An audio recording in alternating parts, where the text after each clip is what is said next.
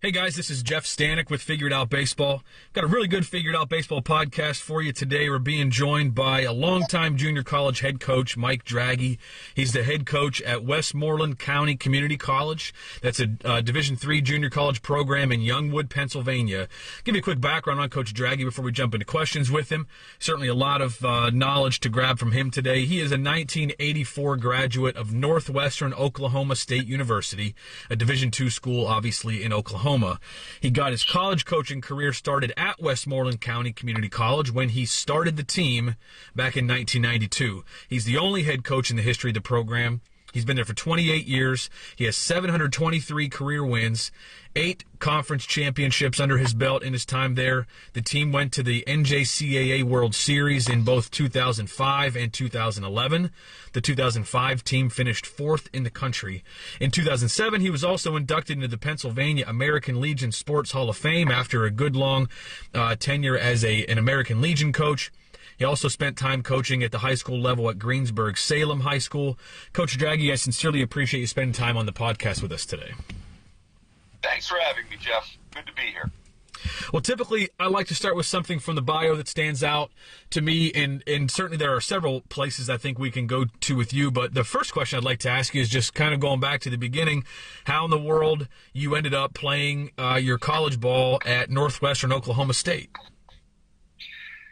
Well, as a high school guy, I wanted to play wanted to go to college, wanted to play baseball, and one of my youth football league coaches, of all people, had some ties in the Midwest, in the Oklahoma area, and he set me up with Northwestern Oklahoma State University, which is where he had gone to college, and I ended up just getting on a bus and heading to Oklahoma in 1979 and stayed there 5 years and received my degree and came back home. I always think those stories are cool because now you can go to, you go to these perfect game tournaments or whatever the companies are that are holding tournaments, and you can go to one spot and you can see kids from all over the country that are playing, and it's a little bit different, I would assume now than it was back then. But you hear about guys that they ended up playing somewhere across the country or halfway across the country in the 80s, 90s, whenever it was, before there were a lot of these huge national tournaments. And I'm just always interested to see how those stories played out. When you were there, Coach, what was the roster like? I mean, were you one of the only guys from out of the area, or did you have a lot of guys that came from other places of the country like you did? Most guys were from the Midwest. We had a couple guys from Texas, which obviously isn't too far from Oklahoma, but there was a little bit of a New Jersey connection with the football, basketball programs. But as a baseball guy, I was probably the only guy from back east. But as I said, was fortunate to play for a couple of really awesome head coaches and make some great friends and guys that to this day we still keep in touch, even though we're 1,200 miles away. We still keep in touch. So it was obviously a great experience for me. That's great.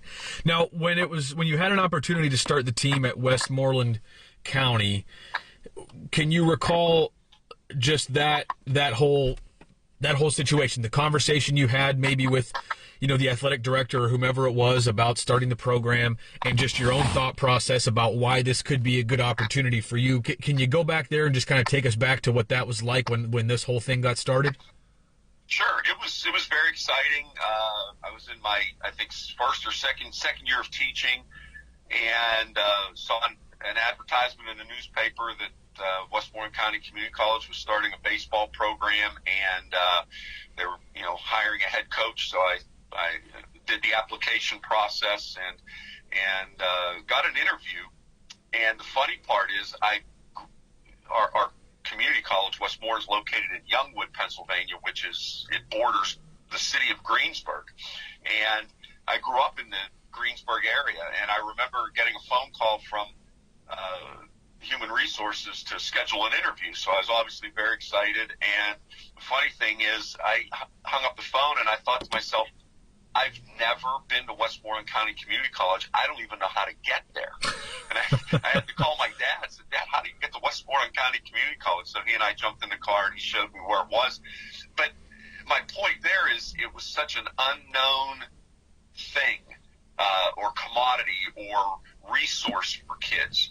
And as I said, I grew up in the area, but I didn't know where the place was. I'd heard about it, but I didn't know anything about it. So once I got the job, our athletic director at the time, a guy by the name of Bob Kostelnik, he was tremendous in laying out the plan of how we were going to do this. And the first year he said, all we're going to do is play in the fall. And back then we played our conference games in the fall, and which was pretty cool because the weather's tremendous in the fall. So he said we wanted to do that, then nothing in the spring, see how things go with the kids academically, and then we'll come back the next fall. Then we're full speed. We're going to do fall and spring from here on out. And it actually worked out very well. It gave us a chance to build a solid foundation, and we had kids returning, and it just kind of went from there. So a lot of that credit has to go to Bob Kostelnik, who, like I said, was the AD at the time. He was really good at looking into the future and seeing how you had to prepare in this case, to start a program. And we're fortunate that we've been able to develop a lot of good relationships with local high school coaches and summer league coaches, travel coaches, things of that nature, to keep our program, to get it to a point where it would be a strong and solid program. What were some of the other keys to bringing this program along and getting yourself to a point in this area, the area where you guys are located, not that far from where I am, but what were some of the keys for you guys to establish your program, to start getting some good players, to obviously you've won a lot of games. 2 trips to the College World Series is always very impressive, no matter what level or where you are or how old or young a program is. What were some of the keys in your mind to establishing this program and not only having success in the classroom, which we'll get to, but having success on the field as well? I think a lot of that success goes to developing relationships. I'm a big proponent of communicating and getting to know other people. I'm kind of guy where I have no problem walking up to someone, introducing myself, or starting a conversation with someone I don't know. And we've had some assistant coaches here in our program that are helpful in going out recruiting and just getting our name out there. And again, basically just developing relationships with local high school coaches, local summer league coaches. And then it kind of took off a little bit after that. Now we've gotten to the point where every year we seem to have 2 or 3 guys from the Miami, Florida area.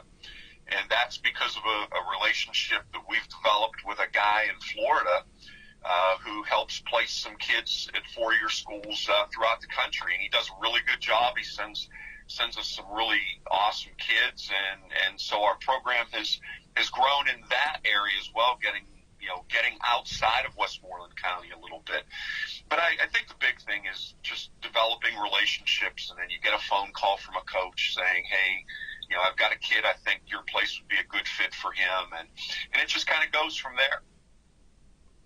Are you restricted in any way as far as what areas of the country that you can recruit, or do you have to have X number of kids from within the county or within the state or anything like that? Just wondering if there are any restrictions on you or like other teams in your conference.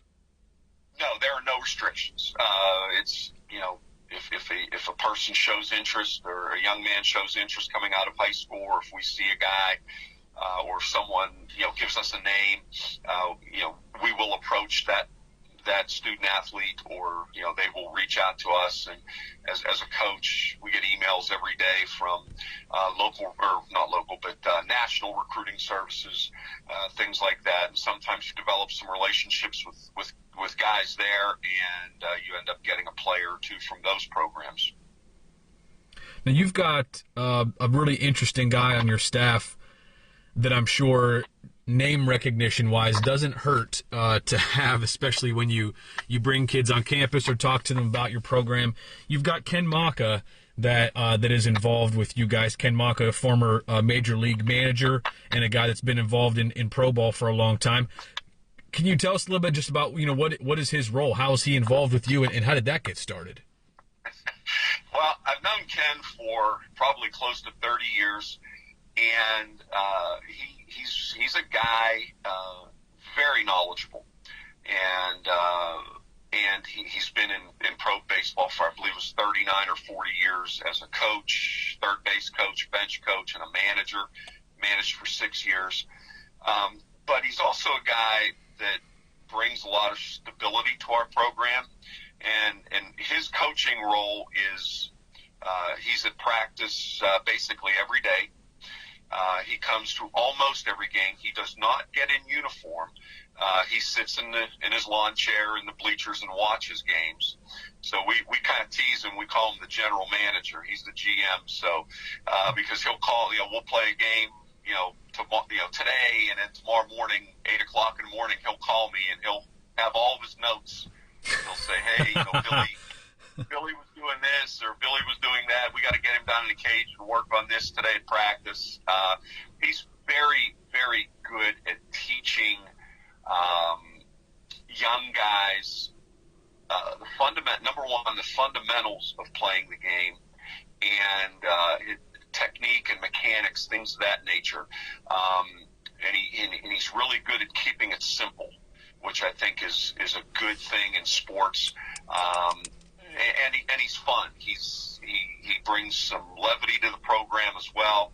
You asked a question earlier about getting a program started and being successful and those things. And he jokes around. He says, "Well, you know who the best coach is, don't you?" And I'd say, "Who?" And he says, "The one with the best players." And so it's he brings a lot of levity to the program, but he brings a tremendous amount of knowledge that really helps our players improve. And on a different level, if you look at his career as a pro guy, he spent some time in the minor leagues as a manager, developing talent. And I think that's his forte. He's very good at developing talent. And when he managed in Oakland, it was an organization that did not spend a lot of money, so it was a lot of young guys involved in their organization, and he was good at helping to develop those guys. So, and that's what he brings to our program, even high school kids. He's really good at advancing them. It's so cool to have someone like that involved in the program. Do your players know who he is? Like if you have a kid on campus and you say, "Hey, Ken Maka, he's going to be at practice every day," does that mean anything to those guys? Or do you have to explain? Obviously, you have 17, 18-year-olds that are visiting campus, 16-year-olds are visiting campus. Do they have any idea who he is? You know what? The way I've found to get that across is I just tell them, "Hey, when you get home today, you're going to Google this name and just read some stories about him. Read some things about him, see some things he's done, and be ready to come in and listen. And because he'll work with you, so that kind of gets the point across. And I do see our kids acknowledging the fact as to what he's done, even though it was maybe a few years ago. He does know how to relate to the kids, and I think our guys know how to relate to him, and they respect that, and I think they look forward to it. And I've told some administrators at our place from time to time, we might be one of the only college programs in the entire country that has someone of that nature, involved in our program on a daily basis. So it's pretty cool in that respect as well. That's really, really special. I had another name that you'll recognize, and maybe certainly our older listeners will, maybe some of the younger guys won't, but I had Bobby Valentine on a podcast not that long ago, but he is an athletic director now, and I kind of asked him if he, if he's involved with a baseball program. He's up at Sacred Heart in Connecticut, and I said, are you involved in the program at all? Do you talk to the coaches? Do you kind of give some advice? Do you do the thing that Ken Maka does, call guys after, call the coach the next morning after a game and say, "Hey, I think you need to work with this guy in this"? And he said, "No, I really just stay out of it and let them do their thing." And certainly you respect that as an athletic director, or in an athletic director, that he's not trying to coach. But yeah, I agree. You've got to be one of the only guys, one of the only programs around who's got someone with that sort of knowledge, that sort of resume, who's around all the time. So that's like an unbelievable experience for your players. It is. And you know what? It's good for our coaches as well, because you and I were talking. We have a young pitching coach right now who is just, getting his feet wet in coaching at the college level. So Ken is a good resource for him, and he's a good resource for our two other volunteer assistant coaches, Adam Cunningham and Joel Yandrick. He'll work with those guys as well. So we all learn from each other. And one of my big things with education and coaching is wanting to be a lifelong learner. You see guys, I think, in the coaching profession or even in teaching and education that I don't know if this is the right word to use, get passed up as time goes on because they don't want to continue to learn. And all the guys in our program, to me, it's important that they want to be, like as far as our coaches are concerned, they want to be lifelong learners. They want to continue to learn more about the game of baseball. Yes, we've coached for, maybe you've coached for 10 years, but, do you really think you've got it all mastered yet? No, because there are some other things out there. Things may change from time to time. The basics stay the same, but some techniques may change, or some little things may change, and you've got to learn to adapt and move with the times. And all of our guys are willing to do that, so that helps as well. I love that you have that perspective of, having lifelong learners on your staff and being a lifelong learner yourself. And just kind of going back to having Coach Maka on your coaching staff and what that means to your young guys. So recently on I'll just bring up this happening, and there's a reason behind bringing it up, but recently there was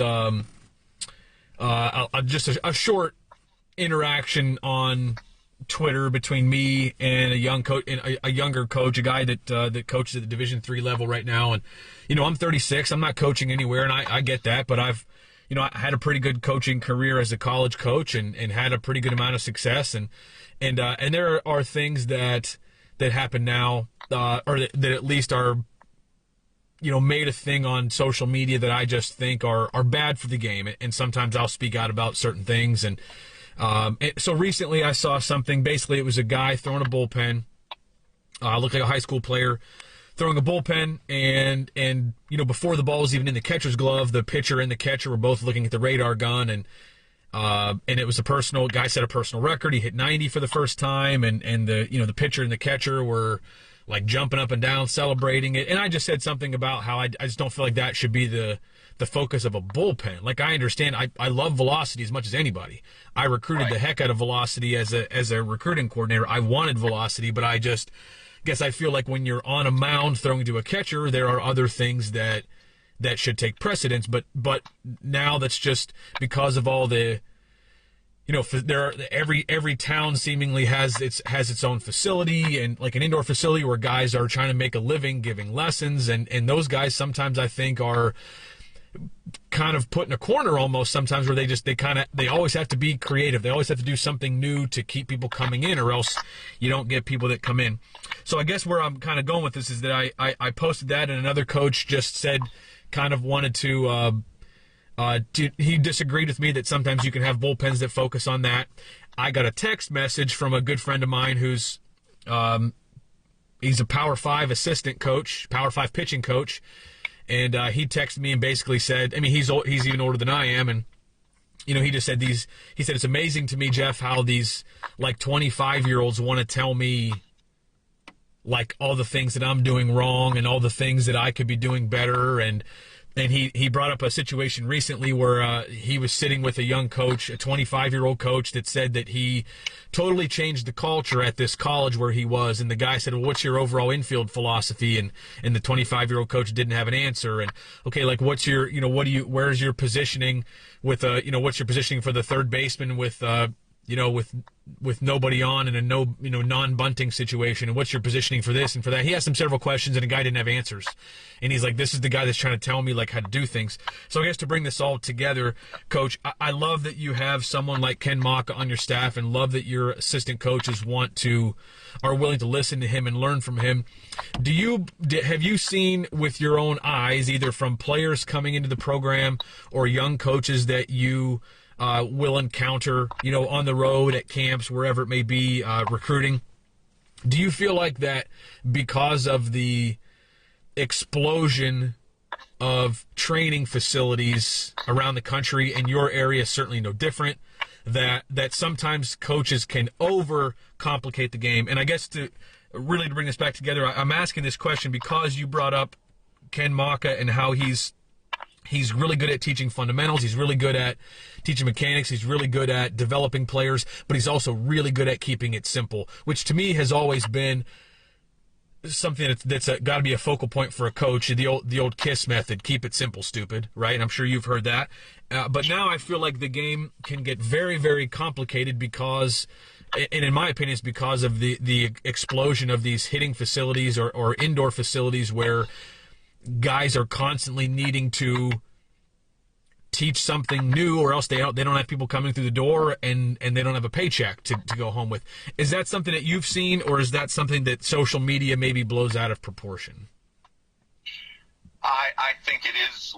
I think it's true, and I get it to an extent where if I'm a business owner that owns, let's say I own an indoor hitting facility,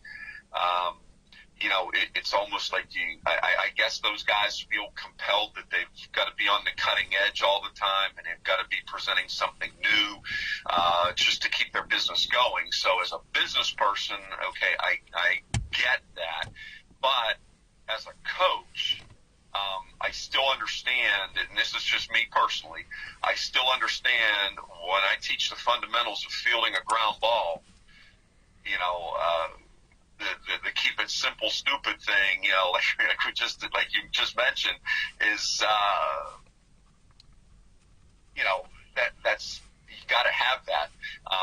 You got to square the ball up. You got to get, and you just can't always just talk to kids. You got to show them or have someone demonstrate to them, hey, this is what it looks like. You square the ball up, and one of the things we talk about, just like, with our infielders, for example, is, you square the ball up and you make a triangle with your hands and arms, and you field the ground ball, and wherever your glove was when you fielded that ground ball, if you're a right-handed thrower, your next steps with that right foot, you step where your glove had been when you fielded the ball. You stepped it one, two, throw. And because we have so many kids, first day out there, we're hitting fungos, and guys are fielding ground balls, taking 2, 3, 4 steps before they throw the ball. And we pull them off the side and say, you know what? You do that at this level, just about every guy in a college lineup can run a little bit. And if you don't field it and get rid of it, it's the guy's going to be safe. And so you got to get them to break some of those habits. But it goes back to being simple. So, and I understand everybody has their own philosophy on things, and that's fine. But I believe there are a lot of things thrown out there that are just gimmicky and eye candy. People like it, and people are going to spend money, and that's going to keep me going. So, I think, but I still think those guys could do it if they just taught the basic fundamentals, and because that's what's going to make the kids better players. The unfortunate part, and this is where I don't even know if it's 100% the fault of these guys, but like what sells is not always what works, as you know, and I think anybody that's been around a little bit, and whether you're talking about baseball or anything else, that's just kind of the reality. Like, people, sometimes when it's too simple, people don't really buy into it. Or like with this website with Figured Out Baseball, I know that college and high school coaches seem at this point to be more apt to subscribe to this website than parents. And it's like parents would rather go out and pay $80 for a lesson than they would to come onto a website and watch videos for free, videos created by college coaches that are showing, hitting drills or fielding drills or pitching, like anything you need on the pitching side is from a throwing program to, like at post throwing, arm care, or just whatever full strength programs written by, college strength coaches. But the majority of our subscribers are coaches. And it's like, to me, it's mind blowing to me how parents don't flock to this website. I'm not trying to pat myself on the back, because I honestly, Coach, have very little to do with what's on this website. In this conversation, in other conversations, I might get on my soapbox for a few minutes here and there. But like, you're providing the content. We're talking to, legitimate, successful college coaches on these podcasts, and same thing with videos. We have, over 600 videos on the website that are all created by guys at the college level or above. And it's like parents would rather pay a guy who never played beyond the high school level, but who has all these really fancy terms and like terminology that you don't understand, has all these gimmicky things, and they'd rather pay for that than listen to someone like you, like what actually, as far as what actually works and what you actually teach kids on a day-to-day basis. Yeah, that's very true, and that goes back to I've said this before. I very much look forward to a couple of different things. Number one, looking at things, for example, your website that provides some awesome information, learning from other coaches, going to coaching clinics, attending the ABCA convention every year, things like that, where you get a chance to learn. And I've always said, if I ever get to a point where I don't get excited about that, then it's time to stop coaching, because I'm not going to, we're not going to help the kids, and because that's who we're trying to help here.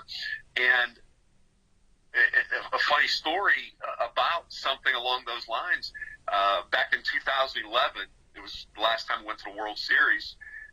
We had a kid on the team. He was a pitcher, a great kid, awesome kid, with a great attitude and everything, but he had his own pitching coach, I guess, and I was not aware. He had someone his parents were paying to give him lessons. So we're in the middle of our season, maybe 3/4 way through the season, and a kid comes up to me at practice, and he says, "Hey, Coach," he said, "do you think I'm going to throw a bullpen today?" And I said, I don't know. I said, "You got to check with Coach Malarski. He's the pitching coach. He sets all that stuff up." And I said, "Why do you ask?" And he said, "Well, I'm supposed to go to my pitching coach tonight, blah, blah, blah." And I said, "Wait a minute here." I said, "Have you ever heard of the phrase, too many cooks ruin the soup?" and he just looked at me, and I said, "Billy," I said, "I understand, maybe you've worked with this guy." I said, that's okay. I said, "But right now," I said, "you've got a full-time pitching coach in Coach Malarski, who's very dedicated to learning and teaching you and helping you. And you've got a former major league manager in the bullpen with you, Ken Maka, to bring, mention his name." I said, "What more do you want?" I mean, and I do think a lot of kids get into this bad situation, and it's not their fault, but it's I had a player say this to me just a couple days ago. He said, "Coach," we're talking about hitting, and he said, "Coach," he said, "if you have like 4 or 5 different hitting coaches, you could be getting 4 or 5 different philosophies." I said, "Exactly." I said, "And maybe none of those philosophies are wrong, but they're different, and you've got to find a philosophy that works for you and try to stick with it." And you're right, you get too many voices in your head, and I see that a lot with kids. Too many, they're getting advice from 4 or 5 different areas, and that just complicates it even more. And when you're talking about something like hitting, I mean, hitting's hard enough as it is when things are going well. Plus, you start to complicate things, and you got 2 or 3 people telling you 2 or 3 different things. Then you start to have a mess on your hands. I couldn't agree more with the too many voices in your head. And I think you're also 100% right that if a guy's got 5 different hitting coaches, all 5 of those guys are more than likely, I don't think there's any case where they're not trying to make that player better. Their intent is to help that guy. Right. And potentially all 5 of those philosophies could work for that player, but you can't hear 5 different voices at one time and expect that to work in any scenario. And to me, even if I don't know the pitching coach on your staff, I don't know who that player was seeing, but even if the private coach was the better pitching coach, in my opinion, in season, it's better to be with the guy who sees you every day, has seen every outing, has seen every bullpen. Like, that coach is just going to have a better, unless that coach is just, I don't know, completely, if you completely disagree with his philosophy, maybe that's one thing. Or if the coach is just, he doesn't, I don't know, doesn't pay much attention to you personally. But in 99% of the cases with college coaches at any level, doesn't matter what level, but I think every college level, that pitching coach is with you every day is going to have a better idea of what you need to do day to day than the guy who sees you once a week, and especially the guy that never sees you pitch live. Exactly. Oh, I agree with you 100% on that. Absolutely. And you and I both agree on the fact that, those, if you got 3 or 4 pitching coaches or 3 or 4 different hitting coaches, they may have some different philosophies. Doesn't mean they're wrong. It just means that if you put them all together, it just kind of, it can cloud things in the player's mind. So there are a lot of different ways to do things.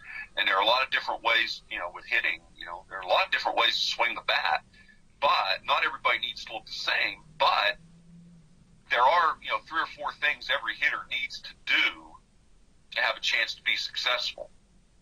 You've got to have, good weight transfer and stay back and, all those things. And,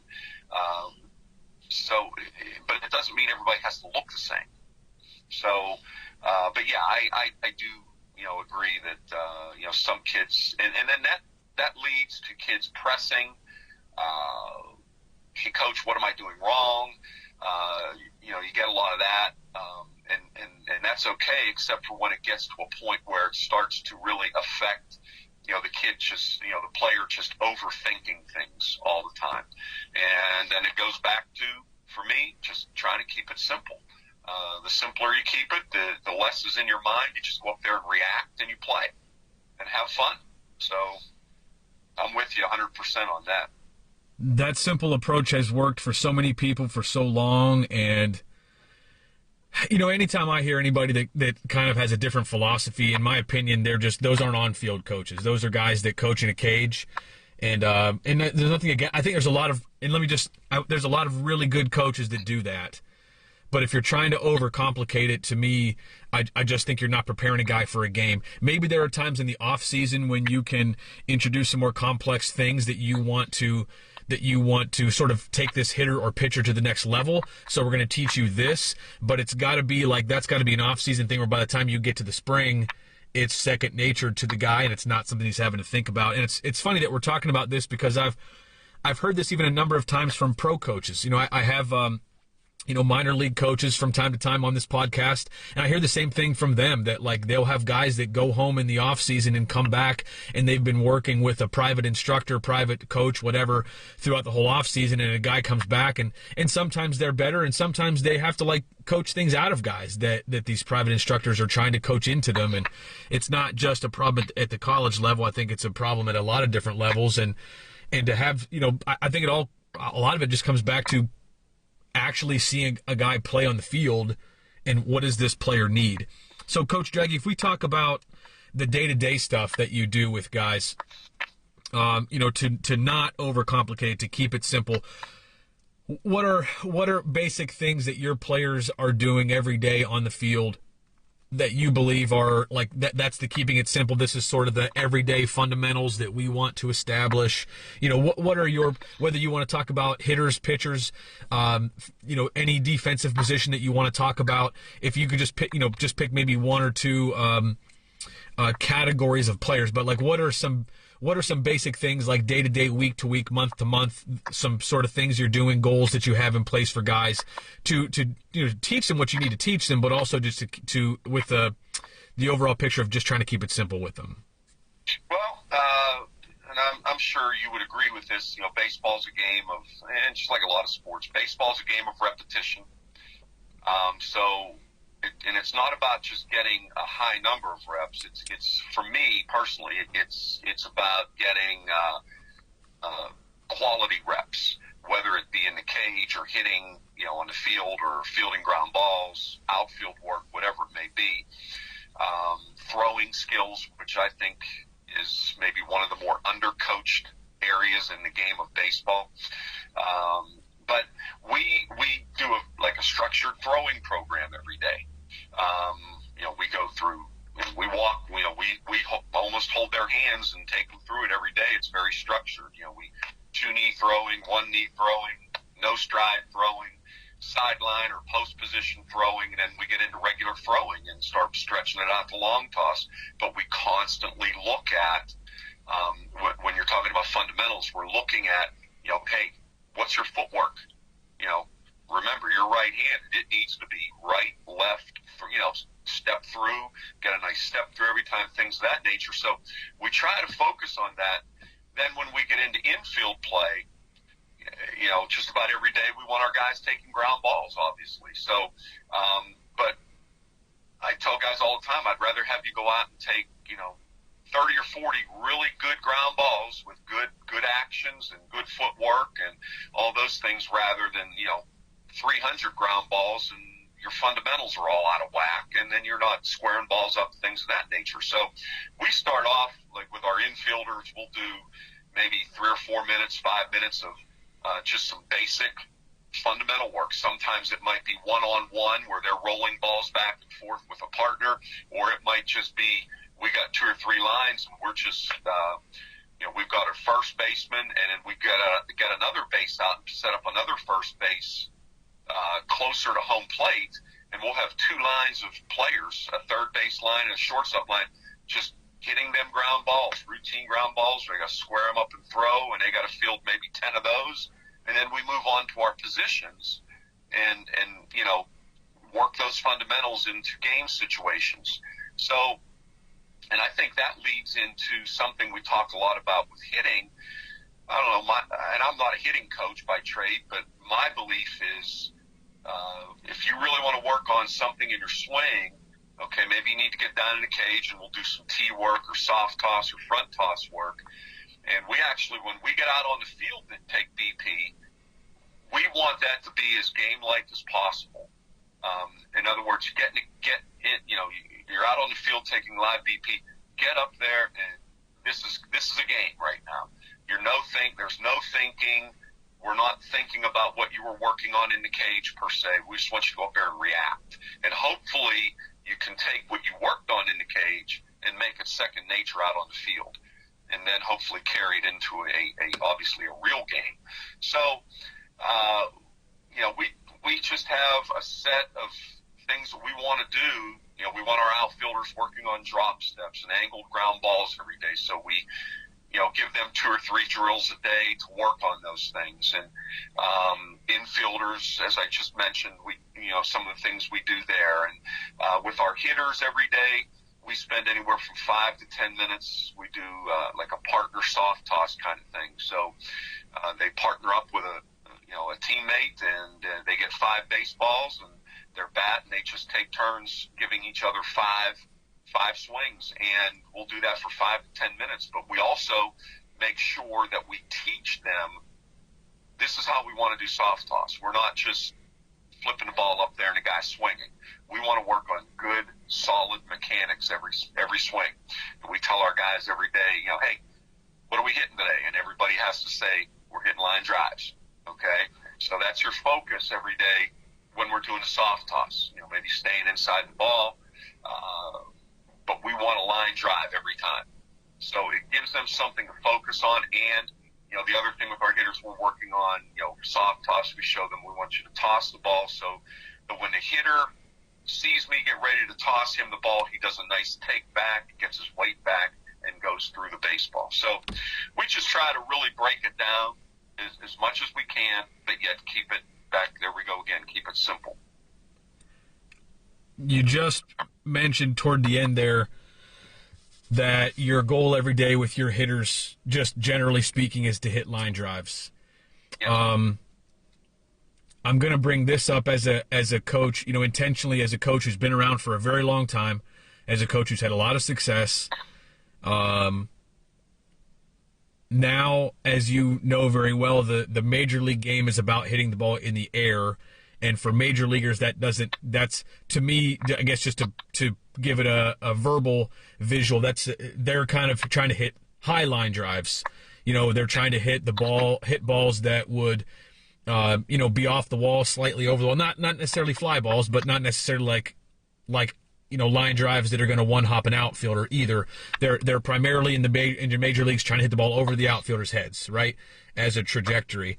At your level, do you ever get guys into your program that have been taught before they get there to do something similar, to try to hit the ball in the air, quote unquote, try to hit the ball over the outfielders' heads, where just it results in too many fly balls for you, in your opinion? If you do that, if you do have guys in your program that have been taught that, which I think is just another, it's another phenomenon of guys just coaching people in cages and not actually on a field, especially a college-sized field. If you get guys in your program that's been drilled into their heads, the best thing they can do is hit the ball in the air over the outfielders, trying to hit the ball over the wall. What's the conversation you have with that guy when he gets on campus? How do you convince him that hitting a line drive is a much better idea than trying to hit the ball over the wall, per se? Okay, so I think that term everybody uses now is launch angle, right? Yep. That's the catchy term, and you know what? That's, I guess, for me as a coach, I mean, if you can hit the ball over the fence, then that's great. Personally, our ballpark is 345 down the lines, 385 in the alleys, and 399 to center. So you better be a big, strong man with some bat speed if you're going to hit home runs in our park, and that's fine. But I'm a guy that I don't know. My philosophy is kind of, you bring kids in, and hopefully they're good kids and they're talented, and you see that bats. If we're talking about hitting, okay, we see that bat speed and that ability to put the ball in play, and maybe they are a guy they've been taught. Hey, I got to get the ball in the air. All that stuff, but I'm a line drive guy. And I'll do this with just about any kind of player. I'm going to allow you some leeway to do some things, because maybe at some point you're not going to be successful, and then I've always been taught, that's the most coachable moment. So if a guy's a guy that wants to get the ball in the air, okay, Tommy, or hey, okay, Billy, you want to hit the ball in the air, go ahead. Now, we're 10 games into the season, you're hitting $180 because you got a bunch of fly balls. Now maybe we need to rethink this. And usually that athlete will be more receptive to looking at, okay, maybe I do need to flatten out the swing a little bit and get some line drives, and keep my backside up, and get on top of the ball a little more. So we look for coachable moments, because I just feel like not everybody's the same. Not every player is the same, and they've all been taught different things. You got kids coming from all types of different programs, and who knows what they've been taught or haven't been taught. So try to work with them in that respect, and I think that also leads to that player trusting you a little more. In that we give them some leeway, and if it works for them, okay, fine. But at some point in time, something may not work for you, and you may need to make an adjustment, and you need to be receptive to people that want to help you make that adjustment. So, I don't know if that makes sense or not. Perfect sense, and it's spoken like a guy who's been coaching for 30-plus years.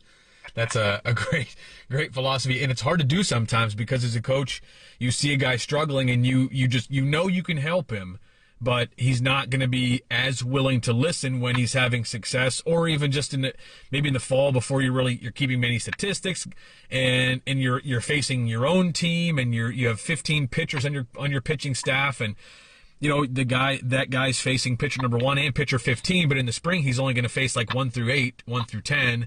He's not going to face 11 through 15 on the depth chart, and obviously he's going to get 4 at bats against the number 1, before he faces even number 6. So that changes things a lot, and that's a very, very mature way to look at that. How difficult is that for your young coaches to do? It's not. They're good with it because, and I think the reason we're a little more comfortable with it is, 3 of our assistant coaches are former players in our program. So they've kind of, they've been through it as a player, and now they're seeing it as a coach, and, they'll say things to me sometimes, hey, man, this kid we have right now, he reminds me of one of my teammates, 5 or 6 years ago. So, they do a good job of relating, and they're good at picking up on it, and they're a good, conduit to the kids where they'll explain, hey, this is why we want to do this. Hey, I was here as a player, and eventually you got to give it a chance, and eventually it'll work. So that makes it a little easier, I think, for us, because our coaches of all of our coaches, assistant coaches have played in our program. So I want to bring up something else with you, just to kind of change gears and go a little bit of a different direction for maybe the last part of this podcast. But so I grew up in the region where Westmoreland County Community College is located. And when I was coming through high school, you never heard players talk about going to junior college, wanting to go to a junior college program. It was really talking about 4-year schools, whether it was Division 1, 2, 3. That was basically what was discussed. There aren't really many NAIA programs in this area of the country. Point Park in Pittsburgh is one of the only ones in this area, at least in Pennsylvania, certainly, and just not a lot of those on the East Coast. But junior college is just a level that's overlooked a little bit here, and I think part of that is maybe because of just some stigmas that, fair or unfair, are associated with junior college. And I'll give you my own personal thought of it, and I can't remember the name of this player, but there was a player about my age, a left-handed pitcher who was drafted out of high school around here, and I played summer collegiate ball against him.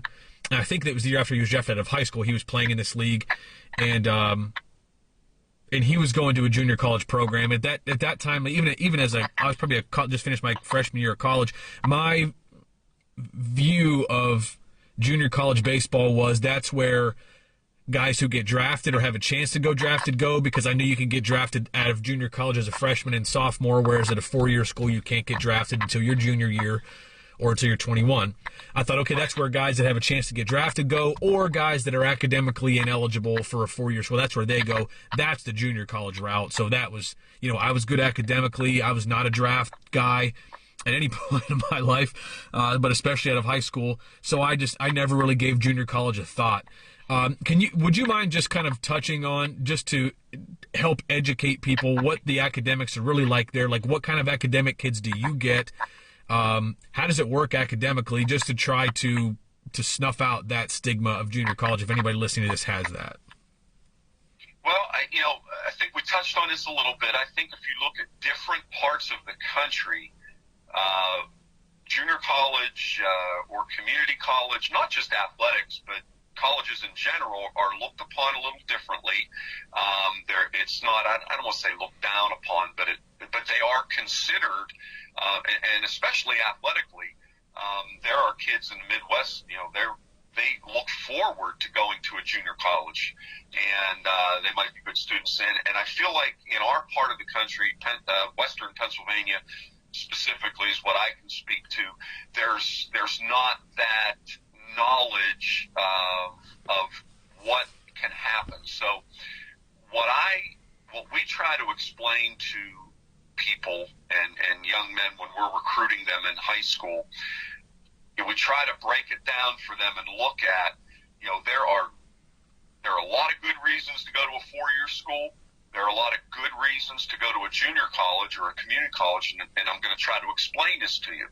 And we try to factor in, the baseball part of it, where, okay, are you being recruited by a four-year school? And they might say yes, they might say no. If they say no, then we say, okay, do you really want to play baseball? And they might say yes. And then we say, okay, if Coach so-and-so at a four-year school is not recruiting you, we're at a time where, four-year schools, if they're not recruiting you, you probably don't have much of a chance of playing in that program. So you might want to look at a junior college because it gives you an opportunity to play as a freshman. And that's the other thing, maybe you're going to be a preferred walk-on at a four-year school or whatever. So do you really think you're going to play a lot as a freshman? Now, if you think you can go to a four-year school and contribute as a freshman, then I think you need to really consider going to that four-year school. But if it's a deal where you're just walking on or a preferred walk-on or something along those lines, you might really want to give us a look because you're going to have a chance to come in here and play as a freshman. We can't guarantee you, how much playing time, but I'm just telling you, you're probably going to have more of a chance to play here as a freshman and get that college experience that a four-year school is going to look for in a year or two. And I was talking to one of our players yesterday about this. He's looking at a four-year school, and I told him, I said, you need to get on that roster, get on that website, and look, does this coach just primarily recruit high school kids or junior college kids or a combination? And it's a really good Division II program. The program does recruit. I think he had 15 junior college kids in his program. So I told my player, I said, hey, this is something you might want to look at because obviously this coach believes in the junior college kids too. He likes a mixture of JUCO kids and high school kids. So, you got to look for certain things and see where you have the best chance to contribute, compete, and play. And that's kind of how we try to sell our program and try to educate people. And then we also have some academic scholarships available that have nothing to do with athletics. But I think, like I said, we have 4, maybe 5 guys right now that are on full academic scholarships. And there are 3 or 4 others that could get them also, but either they didn't apply for the scholarship or whatever, because they only give out so many. But there are a lot of scholarship opportunities here for our kids. And so, therefore, we do have a lot of good students in our program as well. Our GPA in the fall was, I want to say, our team GPA was 3.25 or 3.15 maybe. So we were very happy with that. And we like to see those things because at the end of the day, these guys are and I think they all understand most of them are going to need that education to do whatever it is they want to do later in life. If you had to guess and put a number on it, what percentage of the credits from Westmoreland County Community College transfer, regardless of what four-year school guys go to, and not just baseball players, but just any students at the community college when they go to four-year levels? What percentage of the credits transfer? Would you say? Oh, a lot. I would say at least 90%, because the only with us, we've got great transfer agreements with every school in the state and even schools outside of Pennsylvania. But basically, the only credits that don't transfer are, if a kid makes a D or less in a class, that's not going to transfer. Or if they have to take what we call a developmental course at our place, that developmental course will not transfer. That's fair enough. I think that's probably the same almost anywhere. Yeah, but outside of that, we have some awesome transfer agreements with a lot of schools, and a lot of them even help with tuition when they transfer out of our place.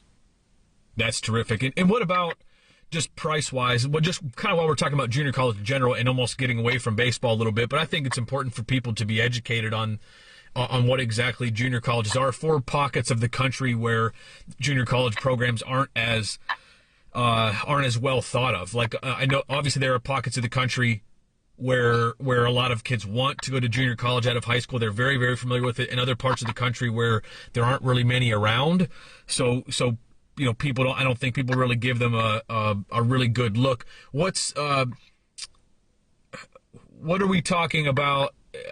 Well, if you could compare what the tuition costs at Westmoreland County Community College to just say a state school, is it similar? Is it significantly cheaper for a credit for a semester? Do you have any idea? Can you give people an idea just price wise, like how would it be? Is it financially beneficial to go to a junior college for 2 years as well? Absolutely. Basically, our place is for an in-county resident. It's about $5,000 a year, maybe a little less, but we'll just use $5,000 for the year, not for a semester. For the year. Correct, for the year.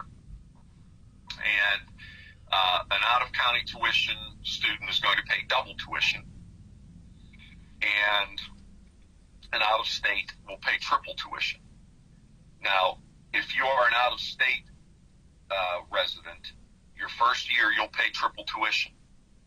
But if you come back the next year, you'll be considered an in-county resident, and you'll receive in-county tuition, which is nice for those out-of-state kids. And that goes for out-of-county students as well. But yes, it's roughly $5,000 a year to attend Westmoreland. That's pretty darn good. It is. It's a significant savings, and that's another reason. We point out to kids. We say, hey, there are a lot of good reasons, and there may be some negative reasons, but one of the positives is, economically, it's a better fit for a lot of people. It's going to be, less money you have to borrow, less money you have to save for college, whatever it might be. So, it's a good solid financial decision as well. That's terrific. Coach, this has been great. It's been very informative. It's been a very enjoyable podcast. I feel like we touched on a lot of different areas.